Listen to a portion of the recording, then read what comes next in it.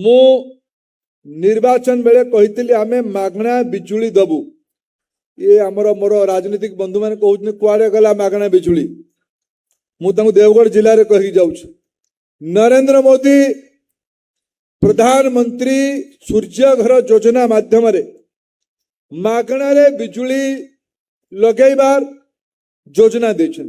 मु धन्यवाद देवी ओडिशार मुख्यमंत्री मोहन माझी को तांको सरकार भी मोदी जति टंका देले ता उपरकू मोहन माझी भी सेतिकी टंका देले मोदी के टंका दउछंदी मोदी केंद्र भी पैसा दउछि राज्य भी पैसा दउछि गुडे योजना एठी अछि 1 किलोवाट माने 100 यूनिट बिजुली जार बिक्री खपत होउछि जे व्यवहार करूछि जदि से 5000 टंका दब 5000 टंका देले ता घरे सरकार पाखापाखि 1.5 लाख टंका खर्च करके गोटे 1 किलोवाट बिजुली सोलार पैनल सह लाइट व्यवस्था कर 5000 टंका तार 250 टंका पर्यंत मासिक बिजुली मागणा हेजिबो मु देवगढ़ जिलार सबु क्लब घर शिक्षित युवक शिक्षक सरकारी कर्मचारी जानिमा सुनिमा लोक ये सब बसुनी समस्त को अनुरोध करुची दल मत निर्विशेष अनुरोध करुची समस्त मिसिकी प्रधानमंत्री सूर्य घर योजना रे आम देवगढ़ जिले में भी 4000 एप्लिकेशन पड़ सारी मु ताको एत निष्पत्ति कर प्रति मासरे थरे निजे मु मॉनिटरिंग करी टाटा पावर रो जातीय मुख्य को डाकी जातीय मुख्य को कही मु देवगढ़ जिले में जेते अधिका घरे लक्षे घर अच्छी कम से कम 25-30 हजार घरे आमे 1 किलोवाट तले जार खर्च होउची ताकू मागणारे बिजुली लगेबार व्यवस्था करिबा एतिर आपण माने मते सहयोग करिवे द्वितीय नंबर काम तृतीय नंबर काम देवगढ़ जिलार संभावना हैला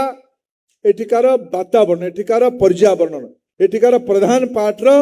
सौंदर्य एठिकार देवगढ़ सहरर सांस्कृतिक परिवेश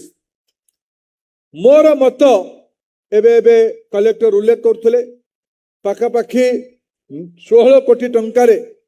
प्रधान पाटर सौंदर्यीकरण योजना खूब शीघ्र आरंभ हो आज आम ये आधुनिक श्मशान शिलान्यास करलु ये कलेक्टर साहब जिला को सीएनजी आसी ना नहीं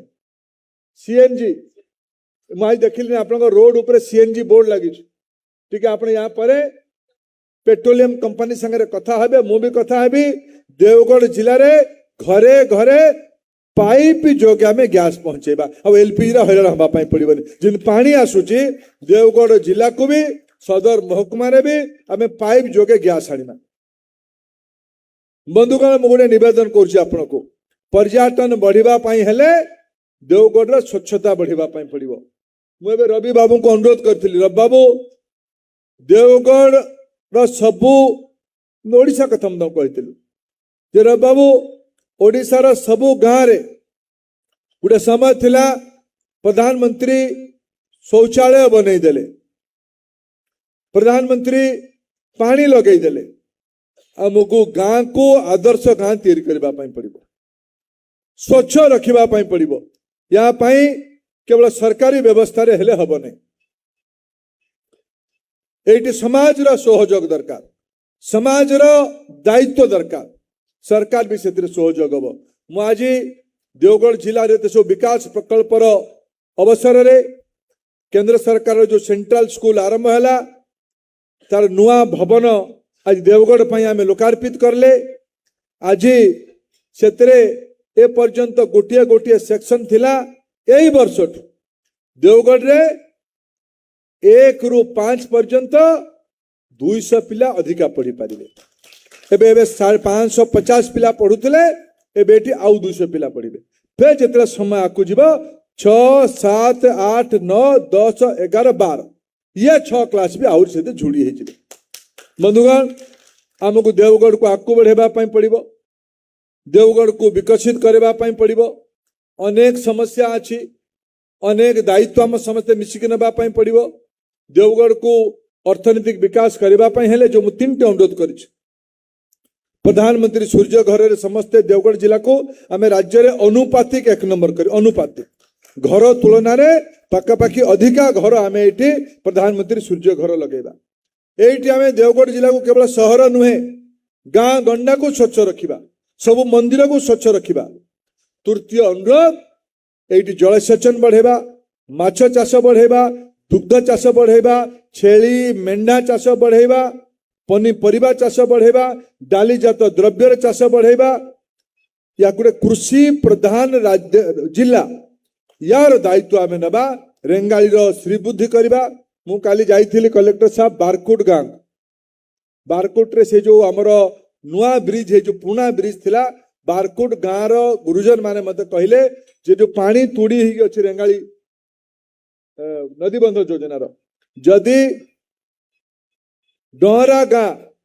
गोटे आड़ी बंध लगे दि जाए से गोटे बहुत बढ़िया बोटिंग इत्यादि बढ़िया पर्यावरण सब गोटे पर्यटन स्थली हम से इंजीनियर पठे देखिए ध्यान देवे मु आज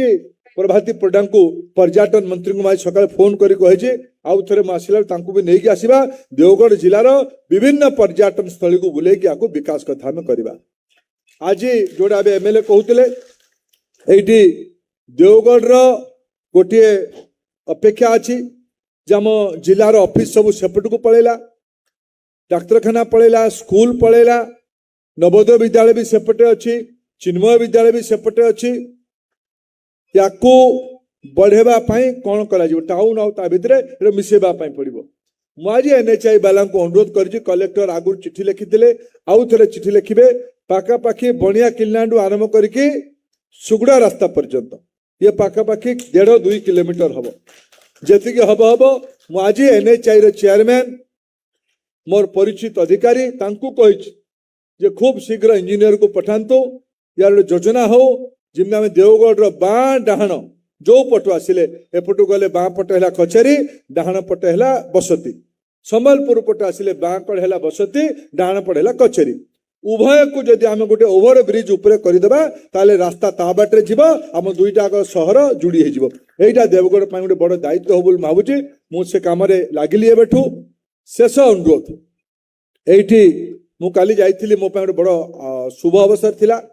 कचेरी हनुमान जो नुआ मंदिर है काली मते सेठी मुंडिया मारिबार अवसर मिलला सेठी आमे मोर इच्छा थिला जे देवगढ़ जो पुराना राजबाटी ये केवल राजांकर निवास नथिला ओडिया सभ्यता समाज रो देवगढ़ राजा वंशर अवदान अछि जदि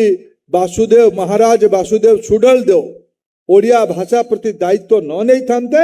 देवगढ़ रो वीरपुत्र माने दायित्व न नहीं थांते आज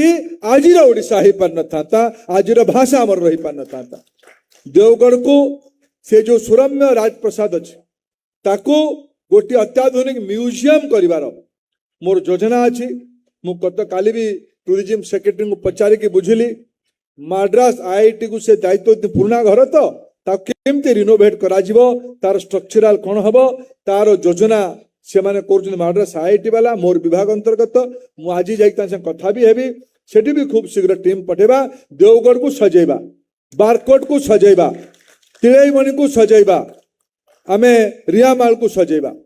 देवगढ़ जिला को एक सामग्रिक विकसित जिला भावे परिवर्तित करिबार आज आमे गुंडची मुसा रूपे टिके बाली झाड़े आहरी बहुत काम बाकी अच्छे पूरा सेतुबंध बांधिबार अच्छे विकास सेतुबंध बांधिबार अच्छे इधर समस्त सहयोग दरकार बहुत बहुत धन्यवाद एते खरा केते प्रतिकूल पाग सत्वे भी एते संख्या आपण माने उपस्थित मु आपण को नतमस्तक कही धन्यवाद जनाऊँ कृतज्ञता जनाऊँ बहुत बहुत धन्यवाद भारत माता की भारत माता की भारत माता की जय जगन्नाथ जय मां प्रधानी।